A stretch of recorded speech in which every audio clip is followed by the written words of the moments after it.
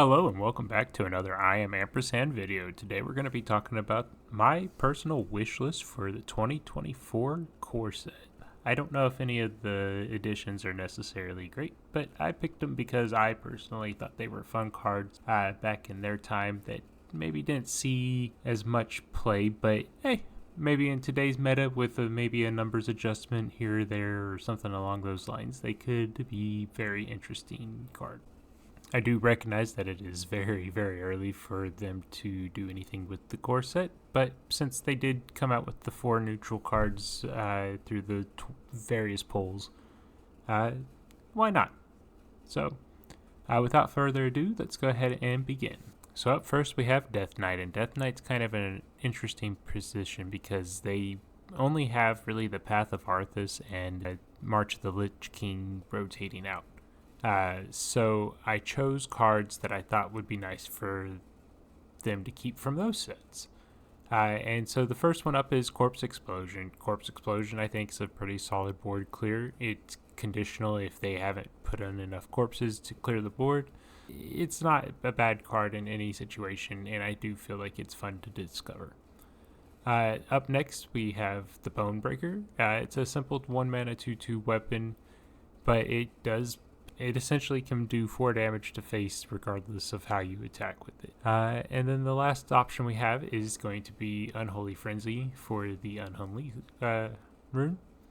The main reason I like Unholy Frenzy is because it could have potential synergies with other Death Rattle minions or different effects in the game, who knows. I think they're solid cards that aren't necessarily build-arounds, but they are staples in various different decks, and I'd like to see some of them get a little bit more play. But up next we've got Demon Hunter, and for Demon Hunter I did include one of my favorite cards that's been released. It's not necessarily overpowered or anything, but it's a lot of fun in my opinion. I wonder if you guys can guess which one it is in the comments. Up first we've got Sightless Watcher. Sightless Watcher is a fun card that allows you to essentially gain access to a tracking style effect. After that, we've got Mage Hunter. Mage Hunter is another interesting minion that allows Demon Hunter the ability to silence a minion maybe once or twice. I think that Mage Hunter could be pretty useful for countering Death Rattle strategies or taunt walls or just any potentially pesky minions, Titans included. And then the last card would be Illidari Fellblade. It's a fun card that, when outcast properly, is going to wreck whatever you were running into it. If you can't outcast it properly, it's still a respectable body that's gonna, or not a respectable body, but a respectable amount of damage to throw at a minion. So it's not the worst choice. And that's gonna bring us to Druid. The first one I chose was Adorable Infestation. It will be making an appearance in Hunter as well. But I do feel like this is a pretty solid card. It generates a +2/+2 on the board, gives you an additional minion in your hand. What's not to like? Next is Bees. Bees is a 3 mana card that is basically a simple removal for early game for Druid. If they can stick a bee or 2 around, then hey, bonus.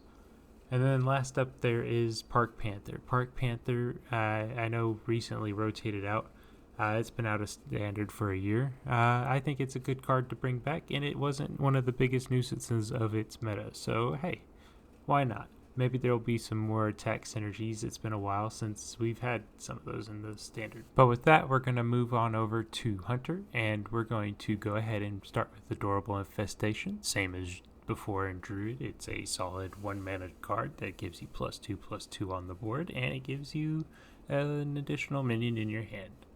A little bit more interesting in my opinion is Phase Stalker. Maybe they could bring back some secrets in the standard meta for Hunter. I did enjoy the improved secrets that you got from Tavish. Maybe they could do a new iteration on that, or maybe just bring back powerful secrets. And then the last card is Arcane Fletcher. Arcane Fletcher is a odd choice, but with the inclusion of Adorable Infestation and some of the powerful 1-cost minions that are available in Standard and that are going to be sticking around, I think this could be something that could be useful, especially with the remnants of the arcane packages and stuff like that. For Mage, I chose a couple of elementals to help that package, but first we have Confection Cyclone. It's similar to Firefly, giving you a 1-2, but this one gives you 2, and it's a little bit slower, but hey, you're also trying to play many elementals turn after turn, or potentially all on the same turn, depending on which cards you're running. Mana Cyclone is a 2-mana 2-2 that historically has generated a ton of extra spells and won mini games for people. It's also not giving them anything and just filled their hand full of junk, but hey, you win some, you lose some. And then the last one is Worm Weaver. It was a card that back in its time didn't see a whole lot of play in Standard. I remember it being a nuisance in duels, but with Mage having all these random spells and access to different ways of playing the game, maybe they'll want to have a few extra minions on board. But up next we've got Paladin, and Paladin's got a couple of weird choices. I know that they're not necessarily strong, but I'd like to see some of the early game minions be rotated out of Paladin and replaced with some interesting ones. So the first one I propose is Main Street Marshal. It's got a death rattle that draws you a card, provided you have buffed it in some way. And with hand buffs and the current buffing on the board going around, I feel like this is pretty doable, especially with the auras. Next up we have Glowtron. Glowtron is magnetic and it's a little mech. He's a solid minion that could be summoned and played with cards like Boogie Down to potentially make him a little bit more stable for your board. And then the last thing we're looking at is Immortal Prelate. Immortal Prelate is an interesting card that can double dip on the buffing synergies as well as provide Paladin with some longevity. I don't think that it's as valuable as some of the cards that I would like to see Paladin lose for a little while. But hey, who knows? Maybe this is the new OP meta.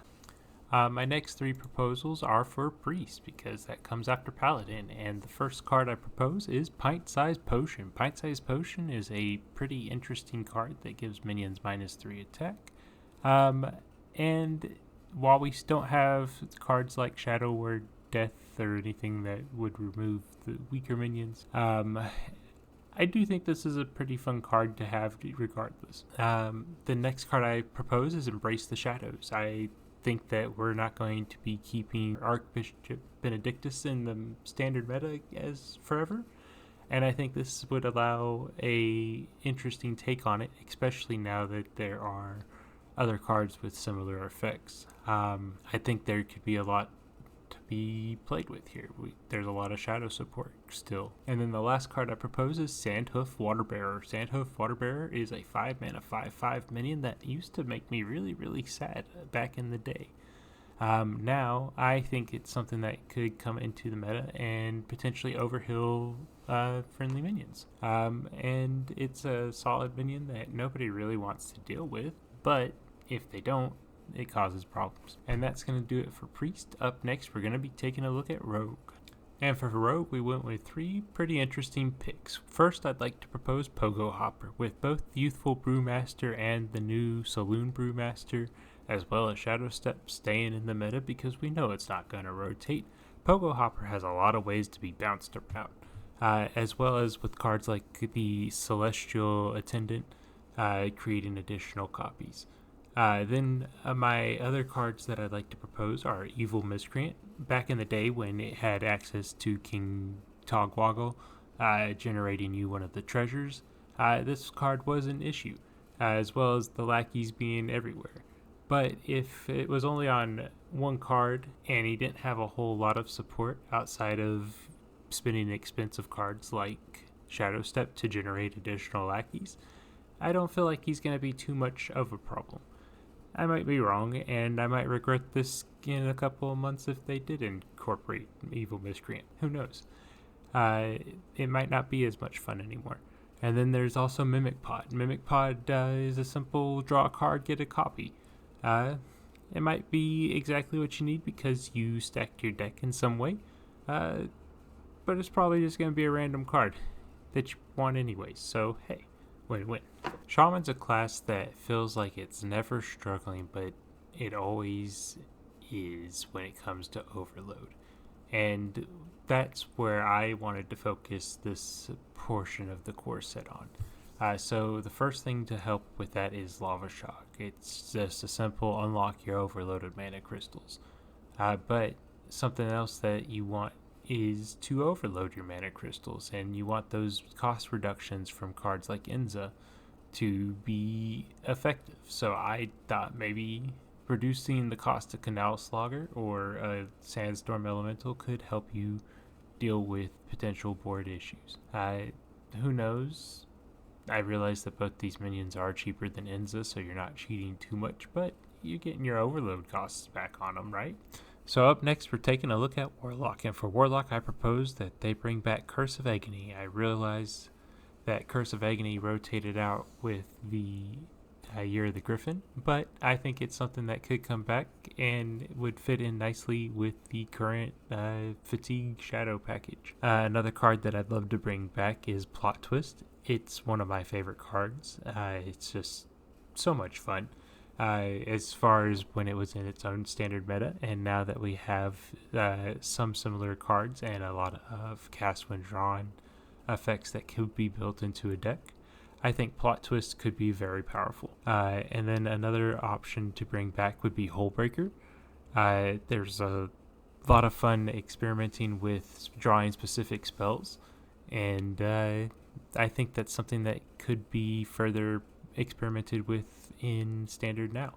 So bring back Hullbreaker. And that's going to bring us on to Warrior, our last class. So I wanted to provide some support for the three main things that Warrior is going to be keeping in the standard meta.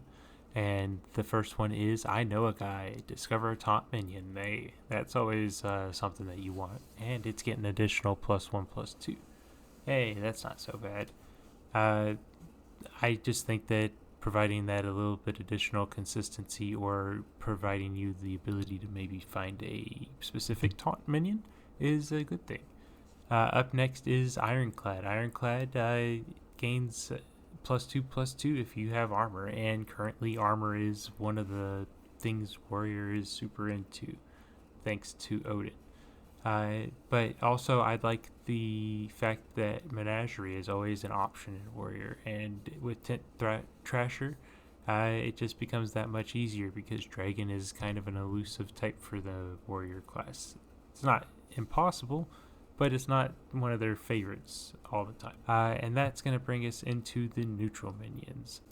And for neutral minions, they're a bit all over the place. So the first one is Cobalt Spellkin. Cobalt Spellkin was a very fun card to play back in its time. It provided a lot of one-cost spells, and I think that Pip the Potent might enjoy this. Another card that definitely didn't see play in its time was the EMP Operative. Destroy a mech is pretty specific. I'm kind of surprised that we don't have a crab that does this, but hey, maybe they'll make a crab that does this instead of putting EMP Operative back in. Another card to take a look at would be the Skydiving Instructor. Skydiving Instructor could pull a one-cost minion from your deck. This in combination with Celestial Automaton from your deck. Just depends on what you're building in your deck. Another card to look at for the neutral class is going to be Kobold Sticky Finger.